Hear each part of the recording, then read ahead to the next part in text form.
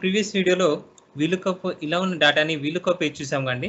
ఇప్పుడు సింపుల్గా ఒక ఇండైరెక్ట్ ఫార్ములా ఎలా యూజ్ చేస్తారో చూద్దామండి. ఇక్కడ చూడండి, సెలెక్ట్ చేసుకోండి, డేటాని సెలెక్ట్ చేసుకొని ఫార్ములాస్కి వెళ్ళండి. Define names, create from selection. ఓకేనా? Top row and left column ఇవి మన రిక్వైర్మెంట్ బట్టి ఉంది కాబట్టి ఓకే అలానే ఉంచేసేయండి. ఓకే కొట్టండి. కొట్టేసిన తర్వాత ఇక్కడ చూడండి ఉప్పల్ హస్తనప్పుడు ఉంది కదా, ఇక్కడ ఇండైరెక్ట్ ఫార్ములా ఇస్తున్నాను. జస్ట్ ఇండైరెక్ట్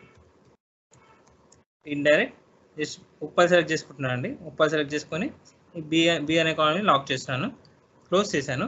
జస్ట్ స్పేస్ ఇచ్చేసి ఇండైరెక్ట్ మరి జనవరి సెలెక్ట్ చేసుకుంటున్నాను. ఓకేనా? జనవరి సెలెక్ట్ చేసుకున్నప్పుడు ఈ E16 రావాలి కాబట్టి 16ని లాక్ చేస్తున్నాను. సిడి అలానే ఉంటుంది కాబట్టి దాన్ని లాక్ చేయట్లేదు. ఓకేనా? జస్ట్ ఉప్పల్ ఇస్తున్నాను, పైన జనవరి ఇస్తున్నాను, ఎంటర్ కొట్టాను అనమాట. ఓకేనా? వాల్యూ వచ్చేసిందండి మనకు. వీలుకప్ అది అంత పెద్ద అవసరం లేకుండా సింపుల్గా ఇలా అయిపోయిందండి.